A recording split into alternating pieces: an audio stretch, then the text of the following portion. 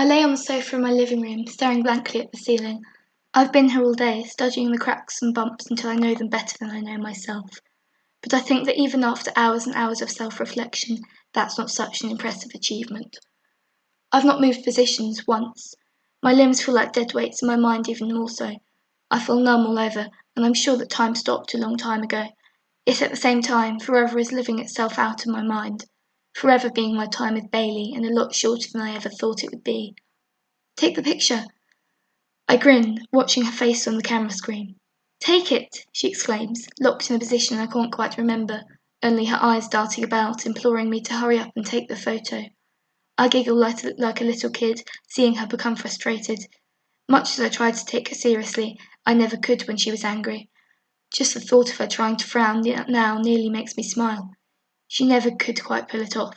She'd betray herself with the flick of an eyelid, the twitch upward of her lip. No matter how hard I try, I still can't remember how she was posing. And it frustrates me no end, as well as makes me worry. If I can't remember one thing, will that spread? Will I forget other stuff, too? I promised myself that I would never do that. I promised her, and here I am, still letting it happen, the one thing I still do for her. I remember her pale, fragile hand swamped by mine.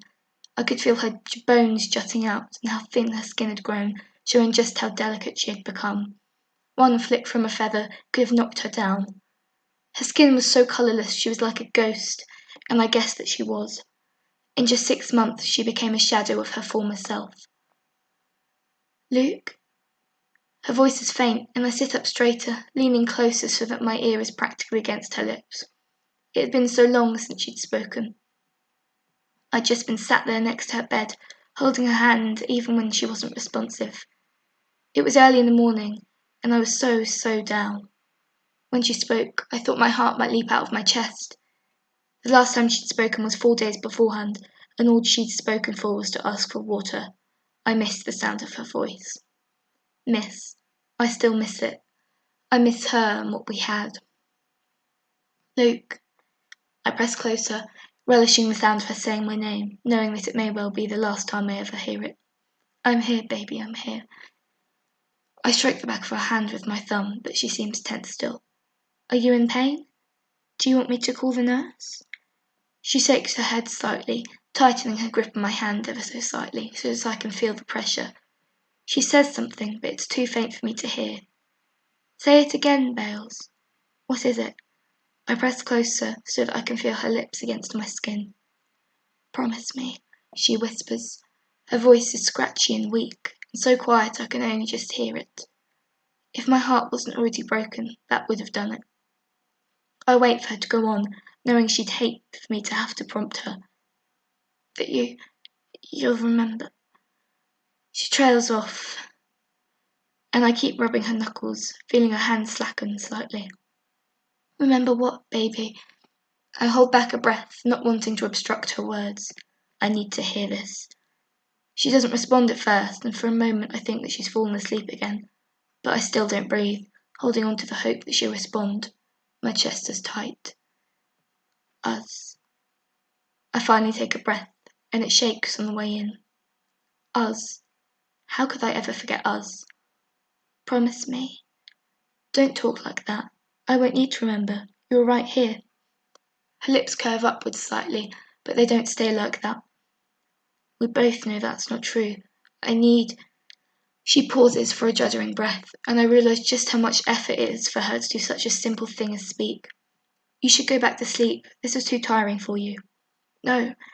She says it with such force that I immediately stop, leaning back down. I need to let her have this. I need you to do this. I hesitate. I know that I'll remember her, us, no matter what. But I don't want to make her a promise, because that just makes the end seem all the closer. It's been looming on the horizon for a while now, but I've refused to accept it up until now. Maybe it's time to let go. If anything did happen, and I hadn't given her what she wanted, it would be so much worse than making a promise and her getting better, because she will. Luke. Her voice is getting fainter, and I feel so guilty for keeping her waiting. I can't give her another burden just because I don't want to give myself one. I would carry the world for her, so what's the problem with this? Please. She sounds so weak, so desperate. I press closer so that I can feel her lips against my skin once more. I promise, baby, I'll never forget us. You should always know that. She breathes out again, seeming a little less tense than before. I love you, forever and ever. I press my lips delicately against hers for a moment, relishing the feeling of hers against mine, before pulling away. I watch her face, studying her for a few seconds, and etching it into my memories. The beautiful lines and traces, the shape.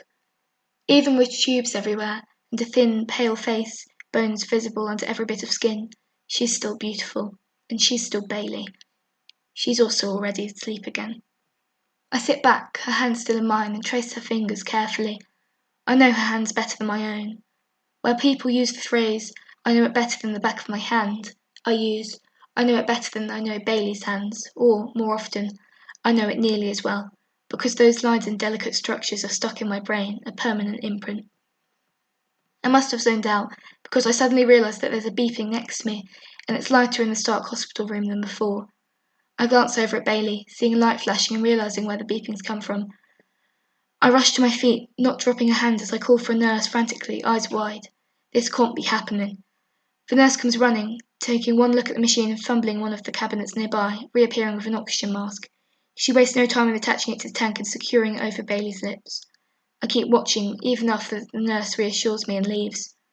I'm not taking my eyes off of her again. What if she'd... I refuse to finish that train of thought, and sit back down, moving my chair right up to the bed so that I can clutch her hand to my chest. I turn on the sofa, the memory making me uncomfortable. I don't understand why. The fact that I still can't remember her pose frightens me. I thought it would have come back by now. Then I remember that I still have her camera upstairs. The prospect of getting up and going upstairs in the dark corridors isn't a good one. Nor is possibly making other memories resurface, and I'm already shaking at the thought of seeing so many old photos and videos. But even more frightening is the fact I might forget more, and then, eventually, her. I would never forgive myself. I shift, placing my feet to the ground tentatively and feeling my legs protest after being still for so long. My left foot is cramping, and I have pins and needles in my arms. Nevertheless, I start walking. Slowly, but it's still walking. I reach the door, pulling it open and feeling the dark and cold of the windowless hall engulf me. Oh, Lord.